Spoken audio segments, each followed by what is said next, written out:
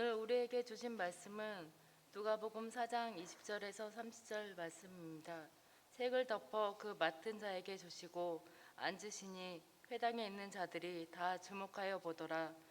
이에 예수께서 그들에게 말씀하시되 이 글이 오늘 너희 귀에 응하였느니라 하시니 그들이 다 그를 증언하고 그 입으로 나오는 바 은혜로운 말을 놀랍게 여겨 이르되 이 사람이 요셉의 아들이 아니냐. 예수께서 그들에게 이르시되 내가 반드시 의사야 너 자신을 고치라 하는 속담을 인용하여 내게 말하기를 우리가 들은 바 가버나움에서 행한 일을 내 고향에 여기서도 행하라 하리라.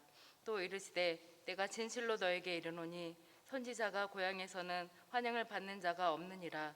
내가 참으로 너에게 이르노니 엘리야 시대에 하늘이 3년 6개월간 갇히어 온 땅에 큰 흉년이 들었을 때에 이스라엘에 많은 과부가 있었을 때 엘리야가 그 중 한 사람에게도 보내심을 받지 않고 오직 시돈 땅에 있는 사렙다의 한 과부에게뿐이었으며 또 선지자 엘리야 때에 이스라엘에 많은 나병 환자가 있었을 때 그 중에 한 사람도 깨끗함을 얻지 못하고 오직 수라 사람 나만뿐이었느니라. 회당에 있는 자들이 이것을 듣고 다 크게 화가 나서 일어나 동네 밖으로 쫓겨내어 그 동네가 건설된 산 낭떠러지까지 끌고 가서 밀쳐 떨어뜨리고자 하되 예수께서 그들 가운데로 지나가서 하시니라. 가슴에 손을 얹고 전우자고 둘러보시며 서로 축복합니다. 반갑습니다. 환영합니다. 은혜 받으십시다. 감사합니다. 우리는 지난주에 예수님의 그 첫 번째 설교, 취임식 같은 설교였죠. 사명 선언문을 생각을 해보았습니다. 이사야 강해를 통해서 예수님이 오신 목적이 무엇인가? 가난한 사람들을 위해서 그들에게 복음을 전하여 부욕해 하시려고 은혜의 해, 바로 희년, 그 하나님의 축복을 누리게 하시려고 오셨다라는 것을 강조했습니다. 여러분, 그 은혜의 해, 이 희년은 누가복음식으로 하면 덱토스라는 단어인데요. 그 단어가 원래 무슨 뜻이냐? 환영하다, 환대하다, 받아들이다, 이런 뜻입니다. 예수님은 하나님이 범죄한 우리들, 죄를 범하여 저주받고 형벌받고 심판받아 마땅한 우리를 두 팔 벌려 환영해 주셨다라는 것을 예수님을 통하여 그 구원의 문이 열렸음을, 주님이 우리를 환대하심을 선포하기 위해 오신 거예요. 그 말씀에 대한 반응이 20절과 22절 이하에 쭉 소개가 되어 있는데요. 예수님이 이사야 말씀을 선포하시면서 이 글이 오늘 응했다, 성취되었다라고 선포하세요. 사람들이 깜짝 놀라죠. 그래서 22절을 보면 그 말씀을 전하신 예수님을 증언하고 또 은혜로운 말을 놀랍게 여깁니다. 쉬운 말로 다들 은혜 받은 거예요. 와, 참 좋다, 은혜를 받은 거예요. 근데 문제는 뭐냐면 그 다음부터 그런데 이 사람이 누구냐? 요셉의 아들 아니냐? 그러면서 배척하기 시작합니다. 예수님은 사실상 사역의 첫 순간, 첫 번째 설교부터 배척을 당하신 것입니다. 예수님이 말씀하시죠. 선지자가 고향에서 환영받은 적이 없다, 그렇게 말씀하시면서 엘리야 시대에 사르밧 과부만 그 엘리야를 영접했고 엘리사 시대에 나아만 장군만 그 은혜를 받지 않았느냐라고 말씀하세요. 그러자 사람들이 어떻게 했습니까? 28절 29절을 보면 회당에 있는 사람들이 이것을 듣고 다 크게 화가 나서 뿔따구가 나가지고 예수님을 동네 밖으로 쫓아냅니다. 심지어는 낭떠러지까지 끌고 가서 죽이려고 해요. 예수님의 첫 번째 사역부터 이건 살해의 의도를 가진 거기 때문에 굉장한 반대와 배척의 직면당하신 것이죠. 그래서 그 결과가 어떻게 됐습니까? 예수님은 당신이 사셨던 고향 동네에서는 별다른 사역을 하지 못하셨어요. 그 전에는 다른 많은 동네 다니시면서 벌써부터 병든 자, 귀신 들린 자 그들을 낫게 하시고 치유하시고 많은 권능을 행하셨는데 배척하니까 이걸 하실 수가 없는 거예요. 마가복음 6장 5절 6절 말씀을 보면 거기서는 아무 권능도 행하실 수가 없었어요. 왜죠? 배척했기 때문입니다. 다만 소수의 병자에게 안수하여 고치실 뿐이었습니다. 왜죠? 그들은 예수님을 환영했어요. 왜 그렇습니까? 절박하니까. 소수만 환영하고 나머지는 배척했어요. 그래서 예수님은 거기서 권능을 행하실 수 없었고 매우 이상하게 여기실 뿐이었습니다.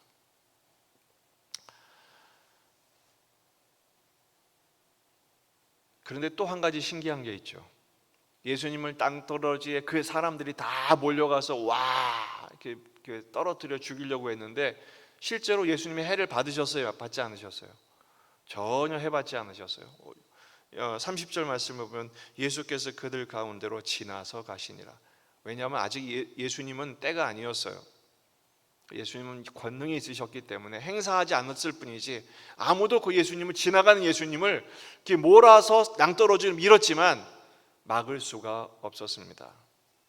단지 그들의 배척의 현 주소만 폭로되었을 뿐입니다. 여러분 오늘 본문에서 동네 사람입니다. 누구보다도 잘 알고 환영해 주었을 법한 사람들입니다. 근데 왜 이들은 예수님을 배척했을까요? 예수님을 환영하지 못했을까요? 예수님은 환대의 복음을 전하고 계신데 그들에게 가난한 자들에게 복음을 전하기 위해서 그들을 부욕해 하기 위해서 그들을 환영해 주셨는데 왜 이들은 예수님을 배척했을까요?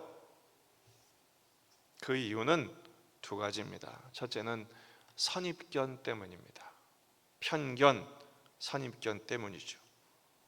지금 그들은 배척당한 자신들의 선입견 때문에 예수님을 배척한 것입니다.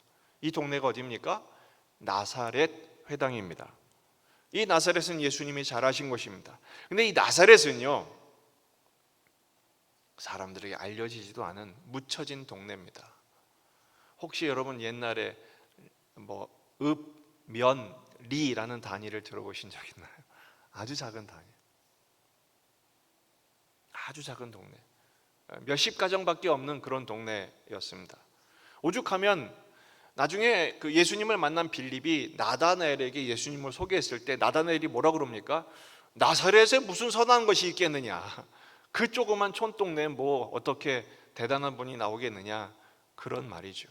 실제로 역사에 이 나사렛이 구약 성경이나 역사에 한 번도 언급된 적이 없을 만큼 비천한 동네였습니다. 뿐만 아니라 오늘 본문에서 뭐라고 그럽니까? 22절에 이 사람이 요셉의 아들이 아니냐. 요셉이 누구죠? 목수였습니다. 목수, 천한 직업을 가진 사람. 더군다나 예수님의 육신의 아버지인 요셉은 일찍 아마 돌아가신 것으로 보아서 아마 그 집이 그렇게 불우한 집 가정 아니냐, 그 집 아들, 그 아들이 아니야. 더군다나 그 아들은 내 자식들과 형제 자매 그 친구 사이인데 내가 다 아는데 그 자가 지금 어떻게 이런 말을 하느냐, 그렇게 그들은 배척한 것이죠. 이들을 보면 과거의 지식 그리고 인간적인 관계에 그들은 붙들려서 국한되어서 메시아이신 예수님을 알아보지도 못했고 인정하지도 못했습니다. 우리는 여기에 대해서 너무 잘 압니다. 동네 사람들에게도 인정받지, 환영받지 못한 예수님. 근데 여러분 어떻게 보면 이 동네 사람들이 충분히 이해가 됩니다. 왜냐하면요, 영국의 그 전 맨체스터 대학교의 교수인 리처드 니브가 당시에 예수님 당시 30대 남성의 모습을 고증을 한 적이 있어요. 고고학자들이, 이스라엘의 고고학자들이 모여가지고 갈릴리 주변의 그 셈족의 그 유해들을 발굴을 해서 3D로 디지털화해서 보여주세요, 사진을. 당시 30대 남성의 모습이 이러했을 것이다. 예수님도 이 범주에서 크게 벗어나실 리가 없는 거예요. 우리가 알고 있는 예수님의 성화는 그 토리노 성의의 그 형상에 새겨진 머리가 길고 코가 오똑한 그 아주 잘생긴 예수님의 그림으로 기억하고 있지만, 실제 예수님은 이 모습이 예수님은 아닙니다.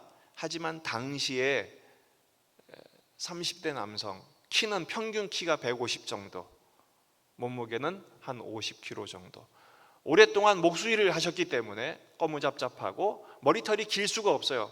꼬불꼬불한 짧은 머리의 남성의 모습.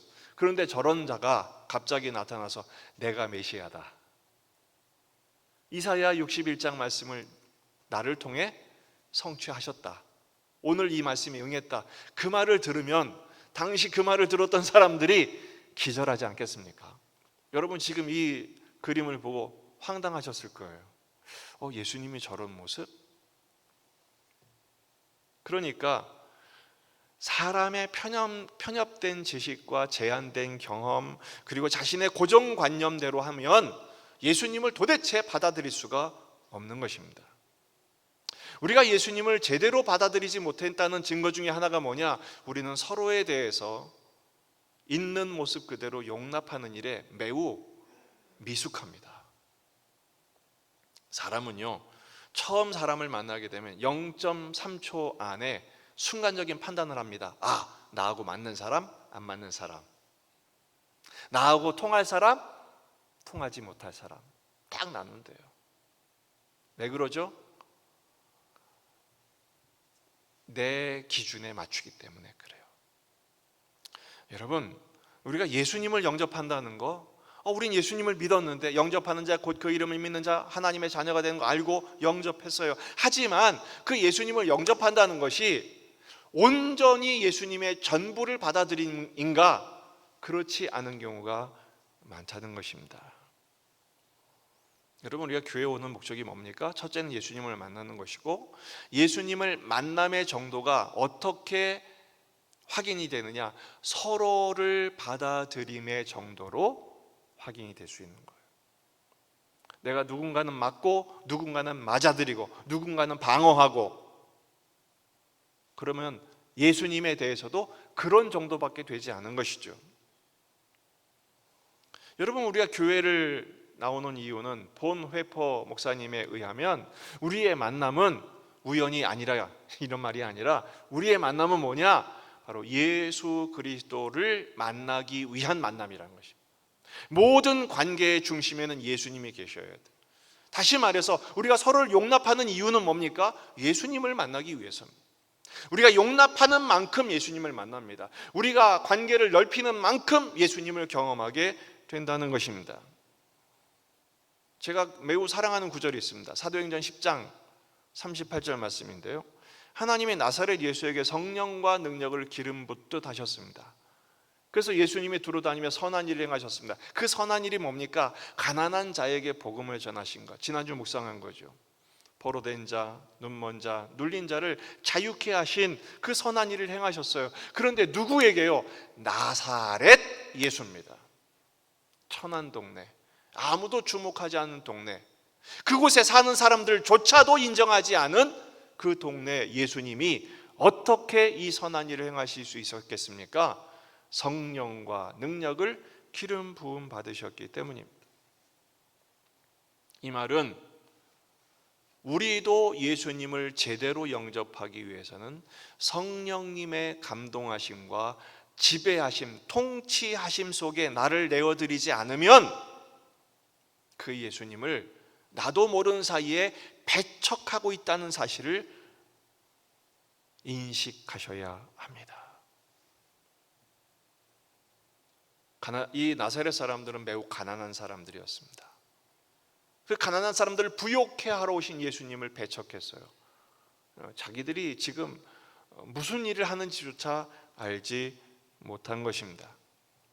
여러분, 우리는 과거의 지식에, 경험에 사로잡혀서 그 사람의 변화된 모습을 인정하기 싫어합니다.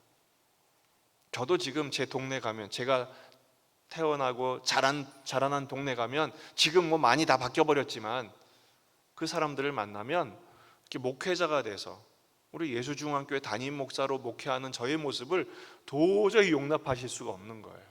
초등학교 다닐 때 맨날 빌빌거리고 약해가지고 아프고 연약하고 그런 모습만 생각하는 것이죠. 과거의 모습에 사로잡혀 오늘의 모습을 인정할 수가 없는 거예요. 내일의 모습을 바라볼 수 없는 것입니다.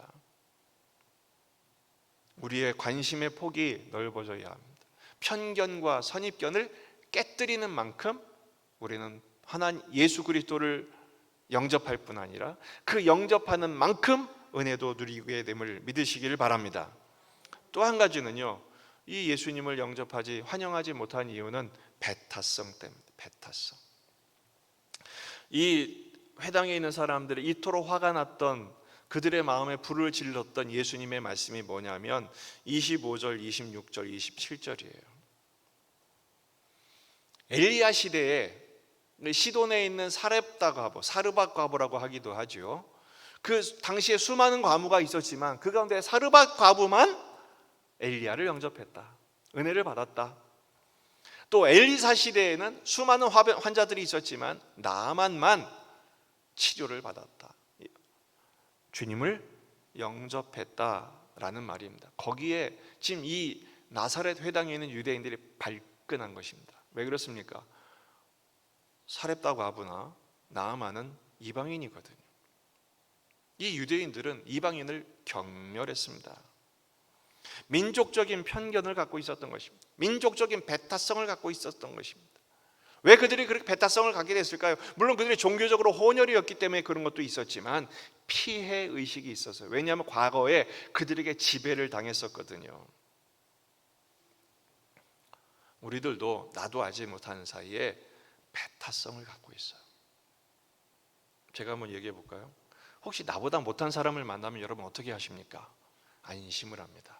순간 안심함과 동시에 경멸하죠. 무시합니다. 배타성입니다. 혹은 나보다 나은 사람을 만나게 되면 경계하게 됩니다. 경계를 넘어서 어느 순간 공격하고 있습니다. 그렇지 않습니까?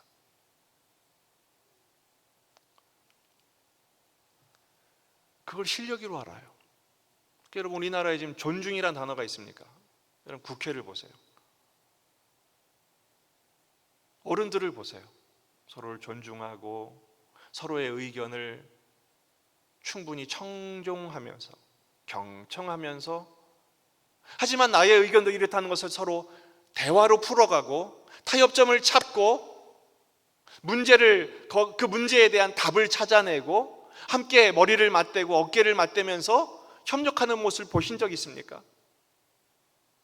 서로 기찻길이에요. 평행선을 달리고 있어요. 그저 다툼만 있을 뿐이고 나중엔 고함을 외치다 끝나죠? 그러니 우리 아이들이 뭘 배우겠습니까? 여러분, 참으로 불행한 사회입니다. 수준이 낮은 사회가 되고 있습니다. 여러분, 이런 세상을 우리 그리스도인들이 선도해야 합니다. 어떻게 해요?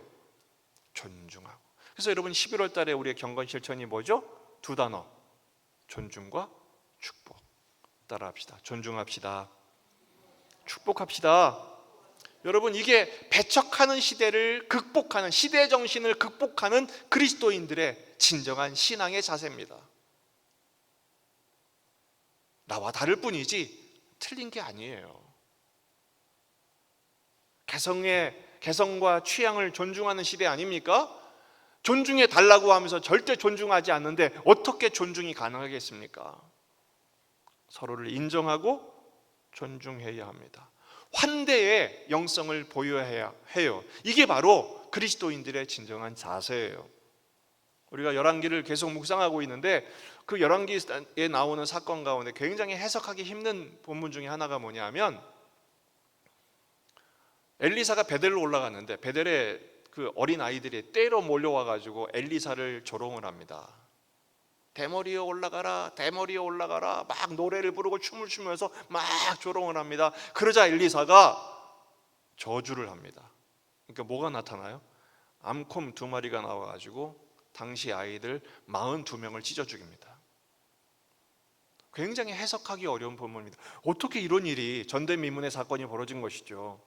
근데 여러분, 제가 그것을 강의한 적이 있는데요, 그 말씀은 지금의 관점으로 보시면 안 됩니다. 당시에 아이들이 우리가 생각하는 아이들이 아니라 청소년 이상 결혼한 직후까지의 연령을 다 포함하는 연령일 뿐 아니라 그들이 조롱한 내용이 뭡니까? 대머리에 올라가라. 엘리사가 아마 대머리였던 모양이에요. 탈모로 굉장히 고생했던 것 같아요. 젊은 엘리사였는데, 근데 거기서 중요한 것은 올라가라는 것입니다.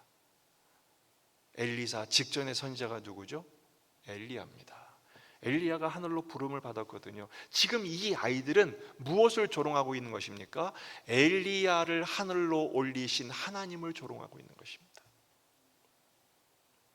엘리사를 조롱한 것은 결과적으로 엘리사를 부르신 엘리사의 하나님, 심지어 엘리야를 하늘로 올리우신 그 하나님을 조롱한 거예요. 하나님을 조롱한 결과는 형벌입니다. 저주입니다. 심판이죠. 그 아이들의 조롱은 아이들만의 조롱이 아니라 그 베델 지역에 금송아지 우상을 만들어 놓고 이것이 하나님이라고 섬겼던 그 지역의 우상을 숭배하는 당시의 시대 정신, 불신앙의 모습을 그대로 폭로하고 있는 것입니다. 따라합시다. 환대하면 축복하지만 배척하면 저주받는다. 제가 너무 강하게 표현했는지 모르겠습니다만 그 본문의 핵심은 그것입니다. 근데 당시에만 그런 것이 아니라 예수님 시대에도 다르지 않았습니다. 요한복음 1장 10절 이하의 말씀입니다. 빛으로 오신 예수님, 그가 세상에 계셨으며 세상은 그로 말미암아 지은 바 되었으되 세상이 그를 알지 못하였고 자기 땅에 오셨지만 자기 백성이 영접하지 아니했습니다. 배척했습니다. 그래서 말씀하시죠. 영접하는 자, 환대하는 자, 환영하는 자, 곧 그 이름을 믿는 자들에게는 하나님의 자녀가 되는 권세를 주셨으니 이는 혈통으로나 육정으로나 사람의 뜻으로 나지 아니하고 오직 하나님께로부터 난 자들이니라. 본 회포 목사님은 그런 말씀을 하셨어요. 비판은 눈을 멀게 하지만 사랑은 눈을 뜨게 한다. 여러분, 신앙생활이 뭘까요? 그저 예배 열심히 드리고 봉사 열심히 하는 것, 그것도 중요한 일입니다. 근데 정말 중요한 것은 그게 우리의 삶과 태도와 표정과 자세로 드러나야 합니다. 그래서 그리스도인들이 해야 할 일은 환대하는 거예요. 그래서 어떤 목사님은 그런 말을 해요. 그리스도인의 정체성은 환대다, 환영이다. 누구나 오시오, 주의 이름을 부르시오. 근데 그리스도인들이 훨씬 더 배타적이죠. 그래서 예수 믿는 것들이 더한다는 말을 듣게 되고 있지 않습니까? 예수님을 영접한다는 것은 말씀을 영접하는 것입니다. 당시 유대인들은 결국 예수님의 초기부터 첫 사역부터 예수님을 배척하더니 결국에는 십자가에 매달아 배척하고 말지 않았습니까? 여전히 그들은 어둠 속에, 분노 속에 살다가 저주와 형벌로 끝나는 인생이 되고 말았습니다. 우리는 어떻게 해야 될까요? 명목상의 그리스도인이 아니라 뼛속 깊이 세포까지, 마지막 세포까지 예수님을 영접하고 그 복음의 능력을 누리며 선포하는 참 증인들이 되시기를 주의 이름으로 축원합니다. 그 대표적인 한 분을 제가 소개하고 싶어요. 바로 백부장 고넬료입니다. 그 고넬료가 환상 중에 베드로를 초청하라는 말을 듣고 베드로를 환영합니다. 사도행전 10장 24절 25절 말씀입니다. 이튿날 가이사랴에 들어가니 고넬료가 그의 친척과 가까운 친구들을 모아 기다립니다. 마침 베드로가 들어올 때 고넬료가 맞아 발 앞에 엎드리어 절합니다. 여러분, 로마 군대의 백부장입니다. 중견 장교입니다. 로마 군인은 두 사람에게만 무릎을 꿇습니다. 황제와 상관. 다른 사람에게 무릎을 꿇는다는 것은 배교일 뿐 아니라 반역입니다. 근데 이 고넬료가 누구에게 무릎을 꿇습니까? 베드로에게 무릎을 꿇습니다. 인간 베드로에게 무릎을 꿇은 것이 아니라 하나님의 말씀을 가지고 온 말씀의 사람에게 무릎을 꿇습니다. 자기 가족뿐 아니라 모든 친구와 친척과 가장 가까운 사람들을 다 불러 모아놓고 무릎을 꿇습니다. 왜 그렇습니까? 말씀을 환영하기 위함입니다. 놀라운 사실은 이렇게 말씀을 환영하니 어떻게 됩니까? 44절 46절 베드로가 이 말을 할 때, 말씀을 전할 때 성령이 말씀 듣는 모든 사람에게 내려오시니 환대하니 환영하신 것이죠. 베드로와 함께 온 할례 받은 신자들이 이방인들에게도 성령 부어주심으로 말미암아 기절초풍을 합니다. 왜냐하면 그들도 방언을 말하고 하나님을 높이는 하나님의 가족이 되었기 때문입니다. 사실상 사도행전에 나오는 두 번째 오순절 성령 강림의 장면입니다. 이것 때문에 예루살렘 교회에 난리가 났어요. 왜냐하면 그 할례 받은 신자들이 이의를 제기했어요. 어떻게 이방인들에게 성령이 임하고 세례를 베푸냐고. 베드로가 그 순간에 물세례를 베풀었거든요. 그래가지고 예루살렘 총회가 벌어진 거예요. 베드로가 차근차근 보고합니다. 이건 하나님이 하신 일이고 나는 성령의 인도하심을 따라 행한 일이다. 그리고 나서 모두가 인정합니다. 뭐라고요? 이방인에게도 생명받는 회개의 문이 열렸음을 모두가 함께 고백하게 됩니다. 선교의 지평이 활짝 열린 것이죠. 그래서 사도행전 1장 8절 말씀, 땅끝까지 이르러 증인이 되라는 말씀에 한 걸음 더 진일보하게 된 것입니다. 여러분, 신앙생활을 한다는 것은 세 가지를 없애는 것입니다. 벽과 골과 선입니다. 여러분, 가정마다 불행한 가정의 특징이 뭔지 아십니까? 벽이 너무 높아요. 부부와의 관계의 벽이 너무 높아요. 부모 자식과의 대화의 벽이 너무 높아요. 그 감정의 골이 너무 깊어요. 그 라인이 너무 명백합니다. 마치 옛날 학교 다닐 때 책상 두 개 이렇게 하나 선 그어놓고 넘어오면 죽인다. 그래 책상 올려놓고 똑같은 거예요. 예수를 믿는다는 것은 환영하는 것을 말해요. 어떻게 환대할 수 있을까? 여러분, 나아만 장군이 그 모든 것을 갖고 있는 그 당시의 시리아의 최고 권력자 다음 넘버 2인 나아만이 어린 소녀의 말을 듣고 그 허름한 엘리사의 말에 순종할 수 있었을까요? 단 하나예요.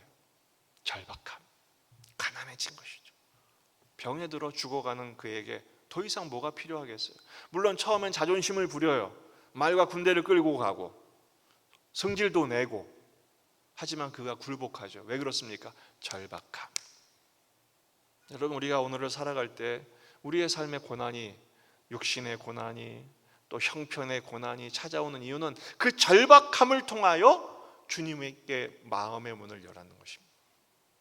볼지어다 내가 문 밖에 서서 두드리노니, 누구든지 그 문을 열면 내가 그에게로 들어가 그와 더불어 먹고 그는 나와 더불어 먹으리라.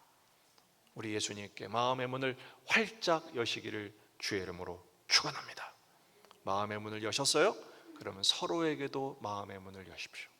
특별히 말씀을 가져오고는 어떤 누구든지, 목사님 당연하고, 그리고 모든 우리의 동역자들, 심지어 어린아이라 할지라도 그의 입술을 통해서 증언하시는 하나님의 말씀을 마음을 활짝 열어 달게 받을 때 따라합시다. 환대하면 환대받지만 배척하면 배척당합니다.